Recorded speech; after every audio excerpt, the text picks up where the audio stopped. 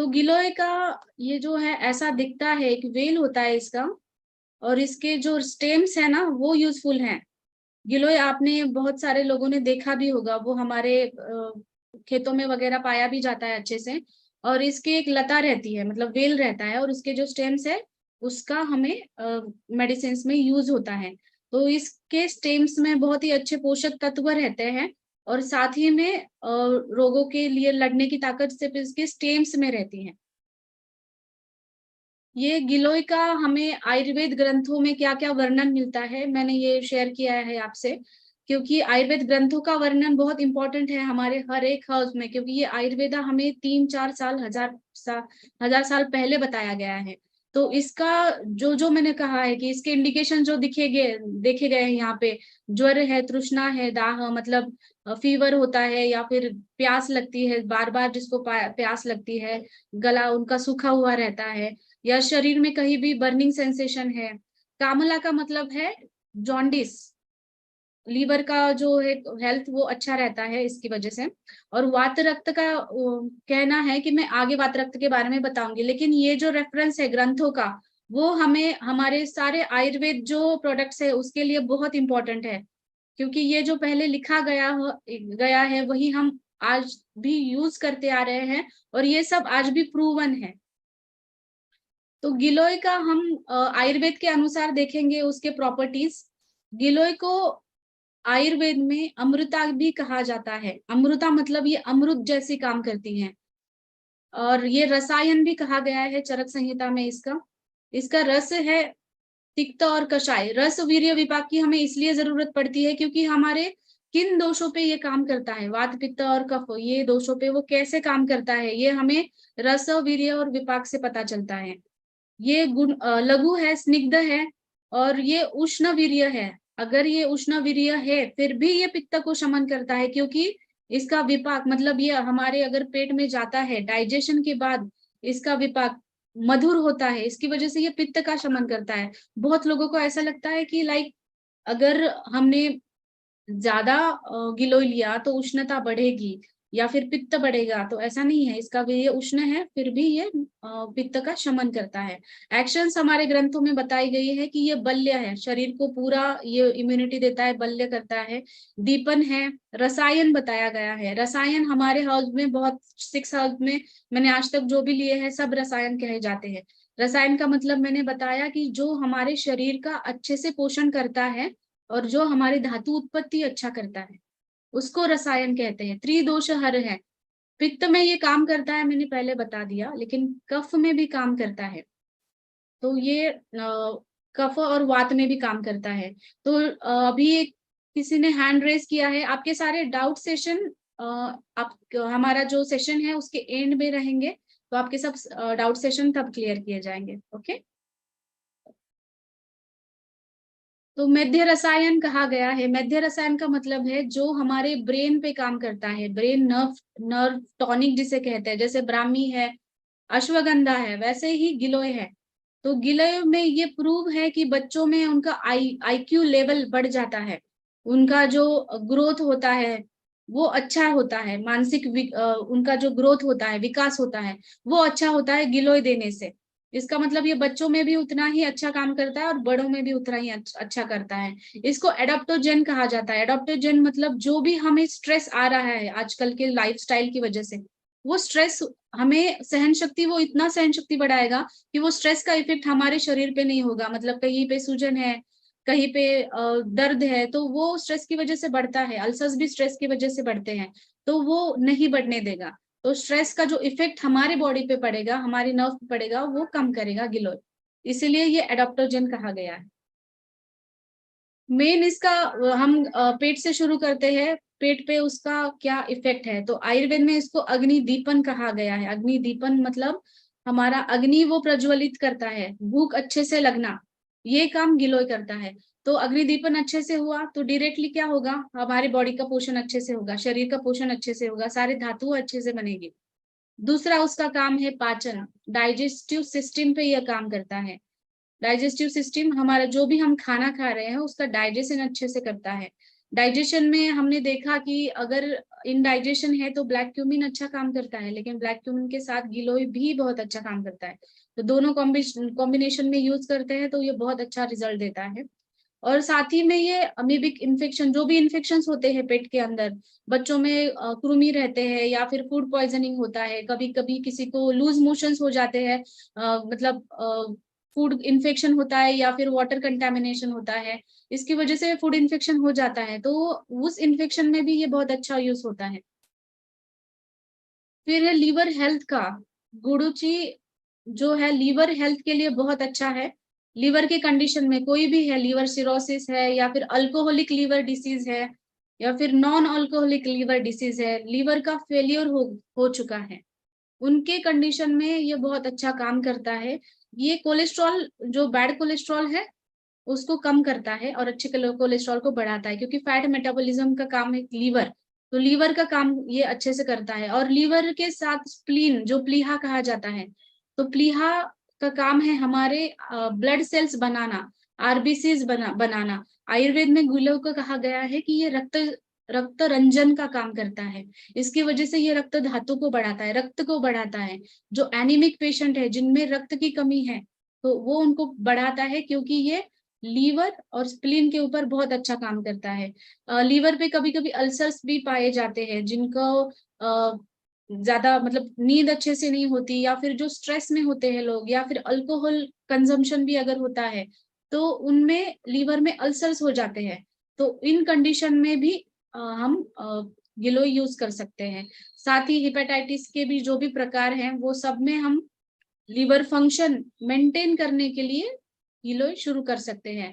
तो लीवर के ये जो काम चल रहे हैं, जैसे कि आरबीसीज, पुराने आरबीसीज डिस्ट्रॉय करके नए आरबीसीज बनाना, या फिर न्यूट्रिशन बनाना, ब्लड कंपोजिशन जो बनता है लीवर और स्प्लीन की मदद से होता है। बाइल जूसेस हमें जरूरी होते हैं हमारे डाइजेशन के लिए, जो भी हम खा रहे हैं उसका डाइजेशन अच्छे से हो, इसलिए कुछ एंजाइम्स, कुछ बाइल जूसेस सिक्रेट करता है लीवर, तो उसकी क्वालिटी वो बढ़ाता है। साथ ही में डिटॉक्सिफिकेशन के लिए भी अच्छा है, और प्रोटीन्स और कोलेस्ट्रॉल, गुड कोलेस्ट्रॉल ये बनाने में भी ये मदद करता है। तो ओवरऑल अगर लीवर का फंक्शन अच्छा रहे तो ये सारे फंक्शंस अच्छे रहते हैं। साथ ही में गिलोय का बहुत अच्छा उपयोग है स्किन डिसीजेस में। हम गिलोय नीम यूज करते हैं स्किन डिसीज में, या फिर दूसरे भी अगर स्ट्रेसफुल कंडीशन है तो बाकी ब्राह्मी वगैरह यूज करते हैं। लेकिन गिलोय का एक आयुर्वेद में वर्णन ही है, कुष्ठ में उसका बहुत अच्छा उपयोग है। कुष्ठ यानी आयुर्वेद के अनुसार हर कोई स्किन डिसीज वो कुष्ठ के अंदर आता है। कुष्ठ के बहुत सारे प्रकार बताए हैं आयुर्वेद ग्रंथों में, तो वो कुष्ठ के अंदर आता है। तो हर एक, जैसे कि सोराइसिस आजकल बहुत बढ़ गया है, तो सोराइसिस के कंडीशन में गिलोय बहुत अच्छा काम करता है। हमें वो पेशेंट टू पेशेंट डिपेंड करता है कि वो कितना क्रॉनिक है और कब से शुरू है, उसके ऊपर वो डोज डिपेंड होता है सोराइसिस के पेशेंट का भी। और मेन ये स्किन के ऊपर कैसे काम करता है, एक तो ये पित्त दृष्टि कम करता है। सबको पता है अगर पित्त शरीर में ज्यादा बन गया तो वो एक मार्ग ढूंढता है कि शरीर के बाहर उसको बाहर निकलना है, एक तो वो स्किन से निकलेगा या फिर स्वेटिंग से निकलेगा।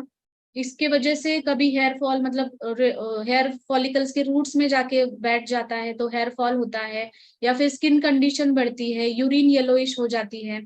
लीवर के भी कंडीशन में मैंने आपको बताया कि लीवर में जैसे जॉन्डिस हो जाता है, तब वो विमार्गक पित्त होता है, मतलब पित्त ने अपना स्थान छोड़ के अलग स्थान में जा रहा है। वो आंखों में दिखाई देता है, नाखूनों में दिखाई देता है, और स्किन भी येलोइश दिखती है, यूरिन भी येलोइश है। और वो क्या करता है, हमारा जो फीकस है, मल है, उसको अच्छे से कलर नहीं आने देता, क्योंकि बाइल जूस ही अच्छे से सिक्रेट नहीं हो रहा है। तो ये अच्छे से होना, ये हमारी गिलोय हेल्प करती है रस और रक्त को रंजन करना, मतलब उनका कलर जो है नॉर्मल रखना और कलर देना। तो ये स्किन के ऊपर कैसे काम करता है, ये हमें जॉन्डिस के केस में दिखता है कि स्किन का कलर भी चेंज होता है अगर पित्त बढ़ता है तो इसकी वजह से ये पित्त भी काम करता है। और रक्त दुष्टि है शरीर में, मेन ये रक्त धातु पे बहुत अच्छा काम करता है। मैंने पहले बताया कि ये रक्त को बढ़ाता है, एनीमिया के पेशेंट में जिनकी खून की कमी है वो रक्त को बढ़ाता है। इसका मतलब है रक्त की दुष्टि भी ये कम करता है। और ब्लड्स में भी बहुत सारे एबनॉर्मलिटीज होते हैं, जैसे कि सेल्स एबनॉर्मल होती है, आरबीसीज एबनॉर्मल होती है, वो भी एबनॉर्मलिटीज ये कम कर देता है। लेप्रेसी एक ऐसी कंडीशन है जो आजकल मतलब अभी तो कम दिखाई देती है, लेकिन बहुत सारी जगह पे है लेप्रेसी। तो लेप्रेसी में जैसे कुष्ठ कहा जाता है उसको, कोढ़ आना, तो लेप्रेसी के कंडीशन में अगर गुडुचि हम कुछ हमारे बाकी हर्ब्स और गैनोडर्मा आरजीजीएल के साथ यूज करते हैं तो उसके बहुत अच्छे रिजल्ट्स है। तो गिलोय का मेन उपयोग मैंने किया है फीवर के पेशेंट्स में। बहुत सारे फीवर ऑफ अननोन ओरिजिन भी होता है, जिसको पता नहीं रहता कि फीवर कौन सी वजह से हो रहा है, मतलब कुछ भी डायग्नोसिस नहीं हो रहा, टेस्ट किए सब नॉर्मल है, फिर भी फीवर आ रहा है, उस कंडीशन में ये बहुत अच्छा यूज होता है। साथ ही में जो मलेरिया है, डेंगू है, उसमें जो प्लेटलेट्स कम होती है, उसमें भी गिलोय का बहुत अच्छा इफेक्ट है।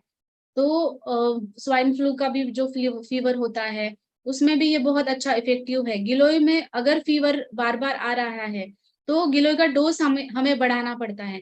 तो गिलोय का डोज अगर फीवर बहुत ज्यादा बार बार आने लगता है तो उसको दो दो दो दो 4 टाइम हम दो दो दो दे सकते हैं, जब तक वो फीवर का स्पाइक है अंदर, उसके अंदर, पेशेंट के अंदर। और ये बहुत अच्छा फीवर को कम करता है। एक एक दिन में ही आपको रिजल्ट मिल जाता है अगर आप दो दो दो करते हो, उसको 4 टाइम लेते हो फीवर के कंडीशन में। जिनको रिकरेंट टाइफाइड होता है, बार बार टाइफाइड होता है, हर साल टाइफाइड होता है, और कभी कभी शरीर ऐसे ही उष्ण रहता है, टेम्परेचर ज्यादा रहता है शरीर के अंदर, तो वो भी ये कम करता है, क्योंकि इसकी कूलिंग जो इफेक्ट है, इसका मधुर जो विपाक होता है शरीर के अंदर, और पित्त को जो ये कम करता है उसकी वजह से। और फीवर कोई भी रिलेटेड हो, मतलब किसी भी कंडीशन से रिलेटेड हो, लीवर के रिलेटेड है या फिर अननोन ओरिजिन का हो, उसमें आप इफेक्टिव है।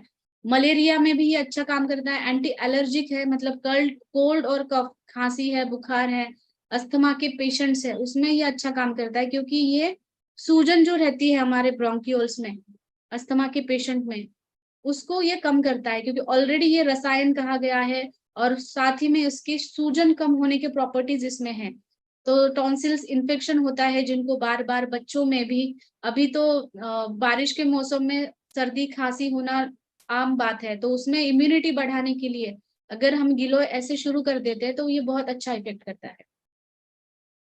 डायबिटीज पेशेंट में भी गिलोय का बहुत अच्छा उपयोग होता है, मतलब पहले से ही डायबिटिक पेशेंट में, अभी कोविड आया उसके बाद गिलोय के बारे में ज्यादा पता चला, लेकिन बहुत सारे लोग गिलोय का इस्तेमाल ऐसे करते हैं, लेकिन मैंने देखा है कि लोग गिलोय के पत्तों का इस्तेमाल करते हैं, तो पत्ते ज्यादा यूजफुल नहीं है, तो इसके अच्छा हम टैबलेट्स के फॉर्म में जो एक्सट्रैक्ट भी होता है उसके अंदर, वैसे हम यूज करें तो वो ज्यादा बेनिफिट देता है, क्योंकि सिर्फ वो पत्ते और इसका यूज करने से गिलोय उतना बेनिफिशियल नहीं देता। तो डायबिटीज ये बहुत आम समस्या है, हर एक घर में एक डायबिटिक पेशेंट तो रहता ही है। तो डायबिटिक के पेशेंट में शुगर नॉर्मल नॉर्मल रखने के लिए ये गिलोय बहुत अच्छा काम करता है, क्योंकि इसका डायरेक्टली इफेक्ट होता है लीवर पे, फिर पैनक्रियाज पे। इसकी वजह से अगर किसी भी डायबिटीज के पेशेंट में जो मेटाबॉलिज्म है वो डिस्टर्ब हो जाता है, उसकी वजह से सेल्स है वो भी डैमेज हो जाते हैं, उसको कंट्रोल में रखने का काम हमारा ये गिलोय करता है। फास्टिंग लेवल्स तो ये कम करता है, लेकिन टाइप 2 डायबिटीज में प्रोस्टैंडियल, मतलब खाने के बाद की जो शुगर बढ़ती है, उसमें भी ये अच्छा काम करता है। इंसुलिन जो कमी आती है शरीर के अंदर, उसकी वजह से इंसुलिन के इंजेक्शंस लेने पड़ते हैं, वो भी इसको अच्छे से मेंटेन करता है, इंसुलिन रिलीज को। और जो भी ग्लूकोज लेवल बढ़ रहा है, शुगर बढ़ रही है अगर शरीर के अंदर, तो वो ब्रेक डाउन कर देता है, इसका मतलब हमारे ब्लड के अंदर शुगर का जो लेवल है वो नॉर्मल रहता है। अगर शुगर ब्रेक डाउन हो जाती है तो वो शुगर भी नॉर्मल रहती है और सारे सेल्स को एनर्जी अच्छे से पहुंच पाती है। तो इसके वजह से ये डायबिटीज में ऐसा काम करेगा। और साथ ही में डायबिटिक के पेशेंट में जो हाथ में पैर में उनके जलन रहती है, उनके केसेस कंडीशन में ये बहुत अच्छा काम करता है। इम्यूनिटी बूस्टर है, क्योंकि ये हमारे ब्लड सेल्स बनाने में मदद करता है। इम्यूनिटी के लिए मेन डब्ल्यूबीसी काम करती है, जो हमारे सफेद पेशिया बोलते हैं उसको, वो काम करती है। बहुत जगह आपने देखा होगा, अगर इन्फेक्शन बढ़ता है तो डब्ल्यूबीसी भी बढ़ जाती हैं। अगर और इन्फेक्शन क्रॉनिक रहा तो डब्ल्यूबीसी कम हो जाती है, क्योंकि वो इतना फाइट करती है उस इन्फेक्शन के लिए, तो इन्फेक्शन ज्यादा होता है और डब्ल्यूबीसी फाइट कर करके कम हो जाती है। तो ये गुडुचि हमें, गिलोय हमें ऐसा हेल्प करेगी कि वो WBCs का काउंट जो है वो मेंटेन करने में, और अगर इन्फेक्शन ज्यादा है तो उसका अच्छे से प्रोडक्शन करने में भी मदद करता है। तो ये इन्फेक्शंस में है, बैक्टीरियल इन्फेक्शंस में भी अच्छा उपयोग होता है। इसकी वजह से ये लेप्रेसी में, स्किन डिसीजेस में, सोराइसिस में अच्छा उपयोग किया जाता है। साथ ही में ये न्यूट्रिशन, उसमें क्या क्या है, आयरन है, कैल्शियम है, फॉस्फोरस है। ये न्यूट्रिशन बेनिफिट्स भी हमें इसकी वजह से देता है। ये इरिथ्रोपोएटिन में अच्छा काम करता है। इरिथ्रोपोएटिन मतलब न्यू आरबीसीज बनना। हमारे बोन मैरो होता है, बोन मैरो के अंदर नए आरबीसीज बनते हैं, नया ब्लड बनता है। बहुत सारे कंडीशंस में, जैसे थैलेसीमिया है, कुछ एनीमिया है, मेगालोब्लास्टिक एनीमिया है, उसमें हमारे आरबीसीज अच्छे से नहीं बन पाते, और उसके वजह से ऑक्सीजन सप्लाई जो है शरीर को कम पड़ता है। तो इस केसेस में गुडुचि बहुत अच्छा रोल करता है। एक तो उसमें आयरन है, प्लस वो रक्त के ऊपर काम करता है, इसकी वजह से रक्त की वृद्धि और ये रक्त का निर्माण भी बहुत अच्छे से होता है। अर्थराइटिस और गाउट में गुड़ची का बहुत अच्छा उपयोग होता है। अर्थराइटिस में ये सूजन कम करता है, क्योंकि ये वात के ऊपर काम करता है, कफ के ऊपर काम करता है। कफ के ऊपर अगर कफ ज्यादा बढ़ता है तो सूजन, शोथ भी ज्यादा बढ़ता है शरीर के अंदर। प्लस ये ऑस्टियोपोरोसिस में कैसे काम करता है, जो हमारे अस्थियां खोखली बनती जा रही है अंदर के अंदर, तो ये खोखला बनाने से रोकता है। बोन मैरो डेंसिटी जिसे कहते हैं, अगर अस्थियां खोखली हो रही है तो बोन मैरो डेंसिटी भी कम हो रही है, तो उसको ये रोकता है। क्योंकि ये नए नए ऑस्टियोब्लास्ट, मतलब छोटी छोटी पेशियां जो अस्थियों के बीच में है, उसकी ग्रोथ अच्छे से करता है। तो ऑस्टियोपोरोसिस की कंडीशन में ये बहुत अच्छा यूज होता है। साथ ही में ये कंडीशन, इसको कहते हैं गाउट। इसको हम आयुर्वेद में वात रक्त भी कहते हैं। गाउट का मतलब है जैसे यूरिक एसिड बढ़ रहा है शरीर के अंदर, तो ऐसे हमारी जो जॉइंट्स के बीच में जाके रुकता है। शुरू होता है लगभग हमारे नाखू, यहाँ के छोटे छोटे जो जॉइंट्स है ना, वहां से शुरू होता है। पैरों के भी और हाथों के भी यहाँ पे दर्द होने लगता है, जकड़न रहती है। इसका मतलब ये यूरिक एसिड वहां पे जाके सेचुरेट हो जाता है। तो उस कंडीशन में गुडुचि बहुत अच्छा काम करती है। यूरिक एसिड एक वेस्ट प्रोडक्ट है शरीर के अंदर, जो शरीर के बाहर निकलना चाहिए। एक प्रोटीन का ये बाई प्रोडक्ट है। प्रोटीन्स अगर ज्यादा इंटेक करते हैं तो यूरिक एसिड ज्यादा बनता है, और वो अच्छे से शरीर के बाहर नहीं निकल रहा, तो ऐसे वो कहीं पे भी जमा होता है। और ये जमा होके कभी पित्ताशय में भी इसके स्टोन्स दिखे जाते हैं। तो ये यूरिक एसिड के स्टोन्स पित्ताशय में भी देखते हैं, तो ये बढ़ते ही जाता है। तो यूरिक एसिड कम होने में ये बहुत अच्छा इफेक्ट करता है। गाउट में ऐसा होता है कि अल्सर्स भी हो जाते हैं बाद में, ऐसे रेडनेस आ जाता है, पूरा लाल हो जाता है वहां का एरिया, और फिर वहां पे अल्सर, जख्म होने लगती है। तो वो एक वेन्स होते हैं हमारे, वो भी उसमें इन्वॉल्व हो जाते हैं बाद की कंडीशन में। तो जो वेनस अल्सर्स होते हैं उसमें भी ये गुडुचि बहुत अच्छा काम करती है, लेकिन उसमें वो ज्यादा डोज में देनी पड़ती है गिलोय। ये इमेज तो सबको जान पहचान की होगी, है ना? तो आप में से कौन बता सकता है इसमें कि ये इमेज किसकी है? तो ये कोविड का, कोरोना का वायरस का इमेज है। तो जब कोविड आया था, तब हमारे आयुष, मिनिस्ट्री ऑफ आयुष ने हमारे पुरातन आयुर्वेद में क्या क्या हो सकता है जिससे इम्यूनिटी बढ़ेगी, उसमें गिलोय एक था। बहुत primary, first line of choice गिलोय था। तो गिलोय से इम्यूनिटी अच्छे रहने में भी मदद हुई है। मैंने खुद ऑब्जर्व किया है, जो भी पेशेंट्स के घर में ऑलरेडी अगर कोविड पेशेंट है, और उनको अगर उस पेशेंट का देखभाल करना है, वो होम क्वारंटाइन है और उनको देखभाल करनी है उनको, और अगर इन्फेक्शन से बचना है, तो गिलोय अगर स्टार्ट किया ज्यादा डोज में, तो इन्फेक्शन उनको नहीं होता था। उनका टेस्ट भी करना जरूरी था, जो उनके साथ रहते थे पेशेंट का, तो उनका टेस्ट भी निगेटिव आता था। तो ये कोविड में बहुत अच्छा हेल्पफुल होता है। मिनिस्ट्री ऑफ आयुष ने भी हमारे लाइन ऑफ ड्रग्स में इसका पहला स्थान दिया था। अगर ये कोविड में अच्छे से काम करता है, मतलब ये नॉर्मल सर्दी, बुखार, खांसी, इसमें तो बहुत अच्छा काम करता है। क्योंकि कोविड के टाइम पे भी बहुत रिसर्च पेपर भी अच्छे से पब्लिश हुए हैं इसकी। और बाद में ऐसा भी आ रहा था सुनने में, मतलब बहुत सारे लोगों ने ऐसा सवाल किया था कि गुडुचि की वजह से लीवर डैमेज हो रहा है क्या कोविड के दौरान, अगर गुडुचि वो ज्यादा ले रहे। तो ऐसा नहीं था। गिलोय मेन लीवर पे काम करती है। मैंने जैसे पहले स्लाइड्स में भी आपको समझाया कि कैसे काम करती है लीवर पे। तो किडनी की ये लीवर का जो फंक्शन है वो उससे कुछ भी हैम्पर नहीं होता। लेकिन उस वक्त ये मिसअंडरस्टैंडिंग हो गई थी लोगों के अंदर। तो ये अभी मैं मतलब इसके ऊपर स्टडी भी है, रिसर्च पेपर्स भी है, और पहले ही मैंने एक्सप्लेन किया कि ये लीवर के ऊपर कितना अच्छा है। तो ये इम्यूनिटी बढ़ाने के लिए कोविड-19 इन्फेक्शन में भी इसने बहुत अच्छा काम किया है गिलोय ने। और एक बात है गिलोय की, जो हम डे टू डे लाइफ में यूज नहीं करते होंगे, कि ये जो यूरिनरी स्टोन्स होते हैं कहीं पे भी हो, यूरेटर में है या फिर ब्लैडर में है, वो ब्रेक डाउन करने में बहुत अच्छा काम करता है गिलोय।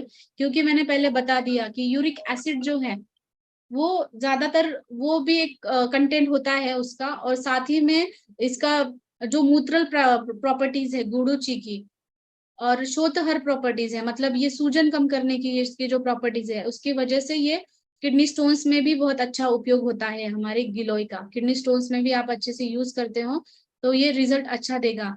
साथ ही में ब्लड यूरिया लेवल बढ़ जाता है, बहुत पेशेंट्स में आपने ब्लड टेस्ट में देखा है कि ब्लड यूरिया लेवल्स बढ़ जाते हैं।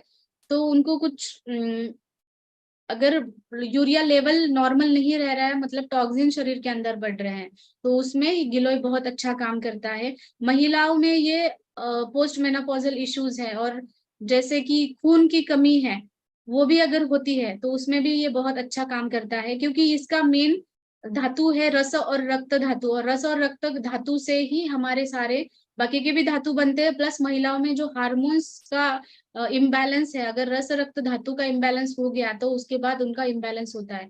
तो महिलाओं के केस में गिलोय पीसीओडी है, या फिर पीरियड्स का इरेगुलर आना है, मेनोपॉज के समय पीरियड जब जाते हैं तब उस समय जो तकलीफ होती है उसमें भी ये बहुत अच्छा काम करता है गिलोय। इम्यूनोमोड्यूलेशन एक्शन इनकी ऑटो इम्यून डिसीजेस पे प्रूवन है। ऑटो इम्यून डिसीजेस सबको पता है कि ये रूमेटॉइड आर्थराइटिस, एसएलई है, myasthenia gravis, motor neuron disease, ये सबसे अलग अलग डिसीजेस है, सुनने में भी है। आप में से बहुत सारे लोगों ने इनका नाम या इनके पेशेंट्स भी देखे होंगे, लेकिन इनके कंडीशन में ये गिलोय बहुत अच्छा काम करता है। ऑटो इम्यून डिसीजेस में आपको स्टीरॉइड्स की एक पर्याय रहता है लेने के लिए। तो अगर स्टीरॉइड्स ले रहे हैं तो हमें गुडुचि ज्यादा प्रमाण में उनको देनी पड़ती है, और इसके रिजल्ट्स भी बहुत अच्छे हैं। साथ ही में इम्यूनो कॉम्प्रोमाइज्ड पेशेंट है, एचआईवी जैसे पेशेंट्स है, उनमें भी अगर इम्यूनिटी बढ़ाना है तो गिलोय बहुत अच्छा काम करता है, लेकिन उसका डोज बढ़ाना पड़ता है, 3-3 4-4 ये सब करना पड़ता है। नॉन हीलिंग वेनस अल्सर्स, ये मैंने पहले बताया, इसमें क्या होता है, वेरिकोज वेन्स आपने देखे होंगे पैरों के ऊपर जो है वेन्स बढ़ने लगते हैं, सूजन आती है, नीले नीले कलर के वेन्स दिखते हैं पैरों के ऊपर, और बहुत दिन के बाद उसमें दर्द होता है, साथ फिर कभी कभी वहां से अल्सर भी होता है, वेन्स फटने की भी चांसेस है। तो एक जख्म से बन जाती है वहां पे।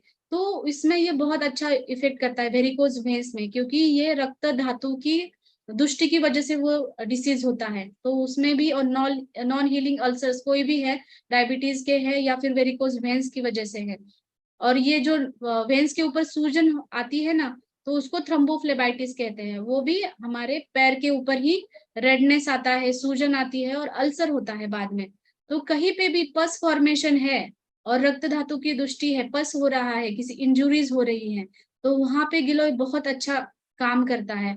तो ऐसे अल्सर्स है, पस हो रहा है, तो इस कंडीशन में नॉन हीलिंग भी कुछ इंजुरीज होती है, उस कंडीशन में गिलोय आप ज्यादा मात्रा में, जैसे 3-3-3-4 टाइम देते हो तो बहुत अच्छे रिजल्ट्स है इसके।